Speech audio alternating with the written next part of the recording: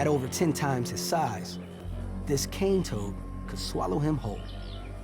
Better hope the big guy's not hungry.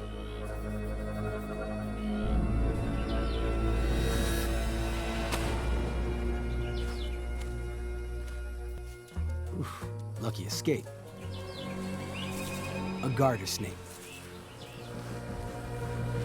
She smells the air with her forked tongue to track her prey.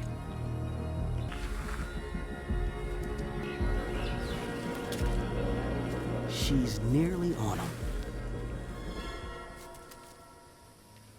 But she loses the trail.